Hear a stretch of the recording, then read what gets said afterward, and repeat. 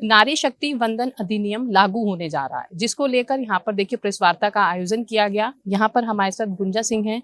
Ma'am, क्या कहेंगी, किस तरीके से सबसे पहले आप नारी को देखती हैं? खुद एक नारी हैं, आप एक अच्छे पद पर हैं। क्या लगता है कि नारियों के लिए और क्या कुछ खास होना चाहिए? नारियों के लिए जो गवर्नमेंट ने यहाँ पे नारी वंदन अधिनियम पारित किया है, हम लोग सब लोग उसका स्वागत करते हैं नारी समाज की तरफ से, पूरे समाज की तरफ से। और ये बहुत ही अच्छा खुशी की बात है कि सभी जनपदों में इस संदर्भ में प्रेस वार्ता रखी गई है, क्योंकि किसी भी अधिनियम की ब्यूटी ये है कि हम उसको मैक्सिमम उसका अवेयरनेस करें, और अवेयरनेस पार्ट पे आपके थ्रू हम अच्छा अवेयरनेस कर सकते हैं। तो जितने लोग जानेंगे, जितनी महिलाएं इसके बारे में आज जानेंगी, जितना समाज हमारे इसके बारे में अवेयर होगा, उतना हम अपने बच्चियों को हर फील्ड में उसको आगे ले आएंगे। क्योंकि महिलाओं की भागीदारी ही तो बढ़ानी है। तो महिलाओं की भागीदारी कौन बढ़ाएगा? महिलाओं की भागीदारी तो हमें घर से शुरुआत करनी पड़ेगी। तो इस पे एक मंथन होने की जरूरत है। सरकार मंथन कर रही है, हमें अपने घर में भी मंथन करने की जरूरत है।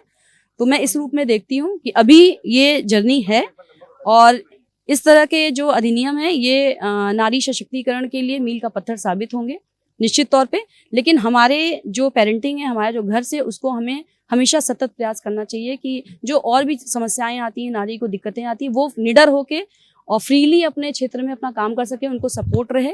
जिससे कि जो भी एक्ट है, हमारे जो भी एक्ट पारित हो रहे हैं, तो उसकी जो सफलता है वो इस बात पर डिपेंड करती है। मैम, बहुत सारे परिवार हैं ऐसे जो आज भी डरते हैं, या महिलाएं हैं वो सोच रखती हैं लेकिन बाहर नहीं निकल पाती, उनके लिए क्या संदेश देंगी आप?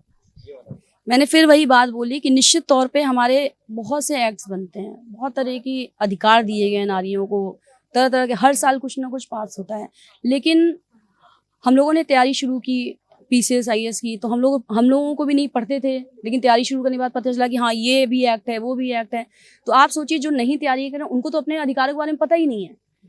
तो कहने का मतलब कि जितना हम अवेयरनेस पार्ट रखेंगे, अवेयरनेस ही इसका एकमात्र साधन है कि लोग अपने अधिकारों के बारे में जागरूक हों, घर परिवार में एक अच्छा माहौल मिले, और तब जाके हम किसी जो वो है ना उपलब्धि है, तब हम जाके किसी उस पर पहुंचेंगे। अदरवाइज तो एक्ट की ब्यूटी खत्म हो जाएगी मेरे हिसाब से। ठीक है, थैंक यू मैम। ये थी एसडीएम गुंजा सिंह, जिन्होंने साफ तौर पर बताया कि महिलाएं जो अपने अधिकारों के लिए आगे आएंगी, चाहे वो कोई भी रुकावट हो, जब मन में आप किसी चीज को ठान लेते हैं तो नारी शक्ति अपना हर काम संभव करके दिखाती हुई नजर आती है। कैमरामैन हिमांशु के साथ मैं प्रिया राणा, ग्रेटर नोएडा।